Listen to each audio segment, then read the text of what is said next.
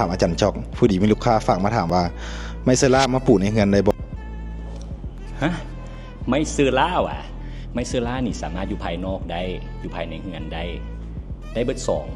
เจ้าแต่ว่าอาจารย์จอกส่วนหลายไม้เซล่าเขาเห็นใส่แต่ระเบียงได้มันสิเหมาะว่ะถ้าไปใช้ในเฮือนได้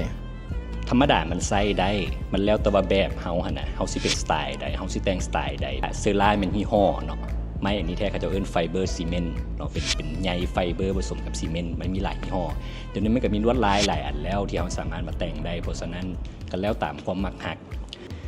การปูพื้นเฮือนให้ไหนมีหลายประเภทยกตัวอย่างเนาะอันเส้นพื้นภายนอกหรือว่าพื้นที่ว่าบอลที่มันเปียกซุ่มตลอดเขาอาจจะใส่กะโหลเนาะเป็นกะโหลปูพื้นเส้นระเบียงเฮือนหรือว่าห้องน้ำต่างๆควรใส่กะโหลส่วนภายในเฮือนเส้นห้องรับแขกคันเฮาอยากให้มันเกิดความรู้สึกอบอุ่นอย่างประมาณนี้เฮาก็ควรอาจจะปูไม้ได้ดีแท้กะเฮาใส่ไม้แท้พุ่นแหละไม้แท้มันให้เวลาเฮายางมันเกิดความผิวสัมผัสนะเฮ็ดให้เกิดความอบอุ่นเฮือนมีความสุขเนาะยกตัวอย่างว่าคันแม่นห้องนอนอาจจะปูพร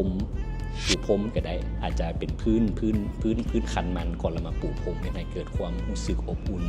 ถึงว่าประเภทเฮาฮ้อนกับยาแต่ก็มันเกิดความรู้สึกอบอุ่นเนาะบ่เรื่องความรู้สึกนะเนาะอันนี้เฮาก็ควรเลือกใส่ตามความเหมาะสมเจ้า